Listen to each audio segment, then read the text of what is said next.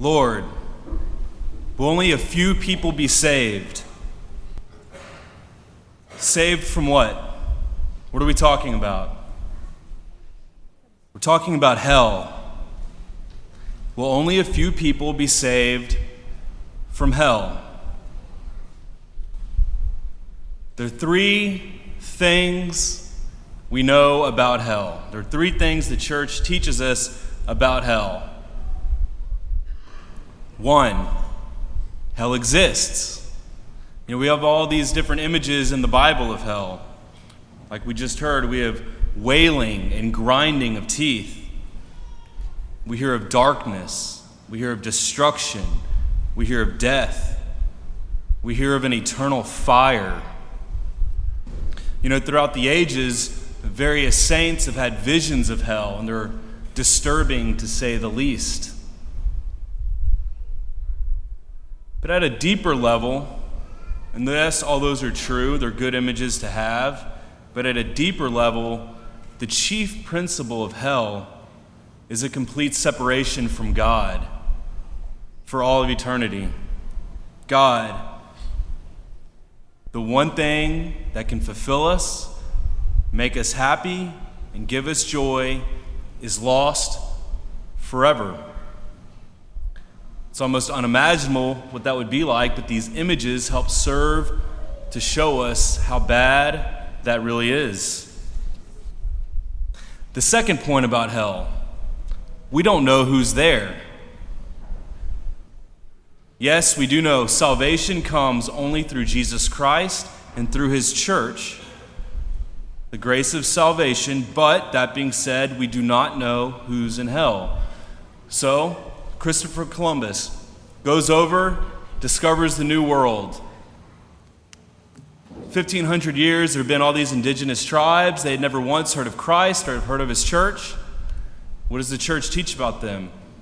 We don't know if they're in hell. All we know is that God gives each and every person a grace to respond to. It's a yes or a no, the depths of their soul. And he gives everyone the chance of salvation. The third point, you can go to hell. You ever consider that possibility? Today is an interesting time. For some reason, we all fall victim, I think, to presuming we're just going to heaven.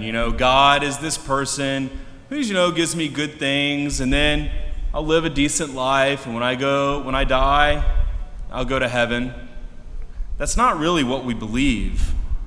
We compare ourselves to other people, and we think, I'm a pretty good person.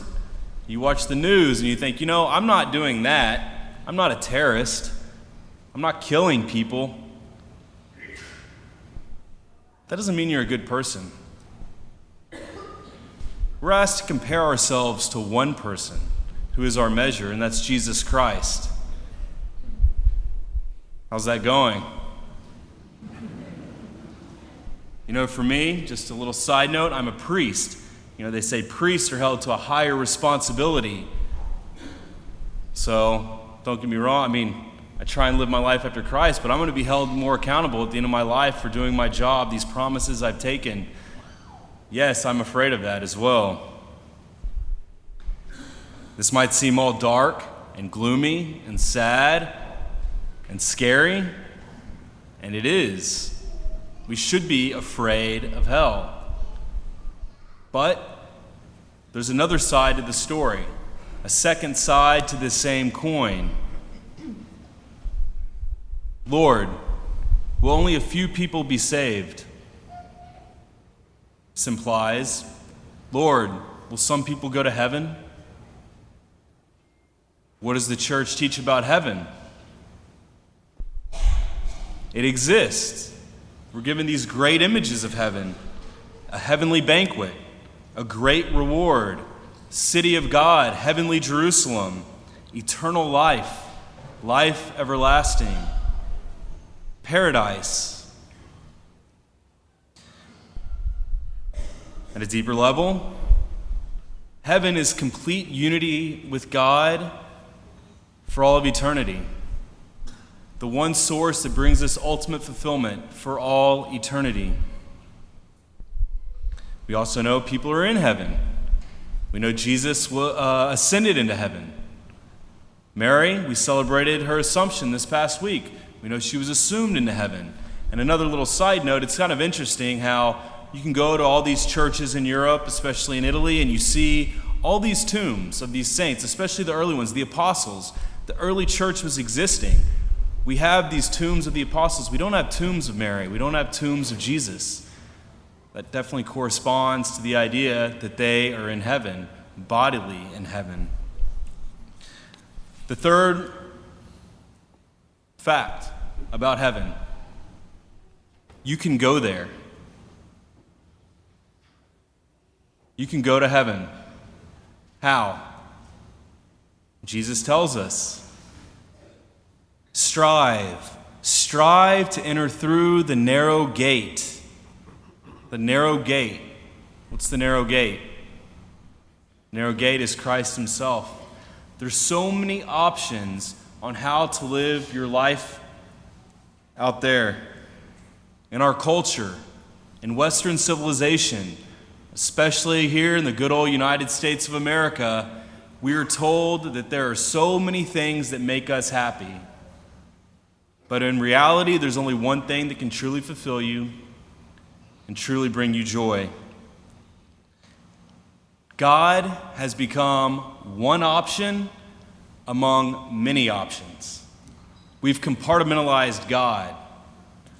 You know, we come to church on Sunday, and I commend you for that. There's so many people who already been doing that today. But we compartmentalize God. We put God here. You know, we have our own little things over here. We vacation. You know, we listen to music. We play sports. We like food. And then we put God there. That's not what we're asked. The narrow gate is putting God first and foremost in the rest of your life. And the interesting thing is, you put Christ first, everything flows from that. You play sports with Christ. That makes it meaningful. You eat food.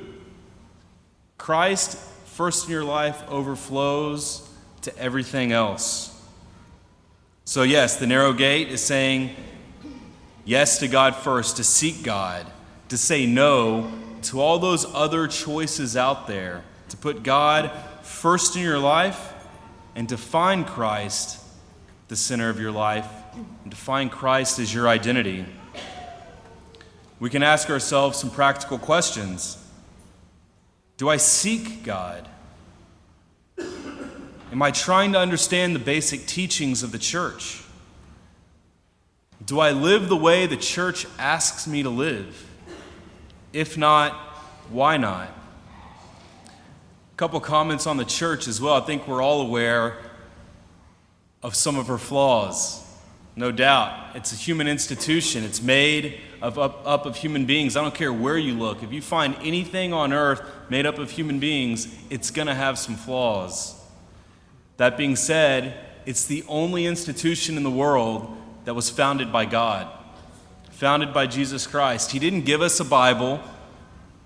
He didn't give us anything concrete, except he founded the church on 12 apostles. One betrayed him. The 11 went out. And the remnants of that church is here today.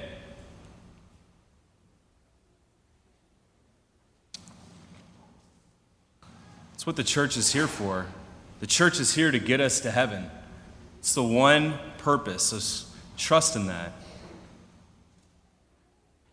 Will only a few be saved? Will I go to heaven or will I go to hell?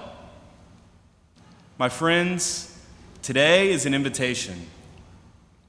Whether you go to Mass every day, like us, we're priests, it's my job, I get paid to do this. Not very much.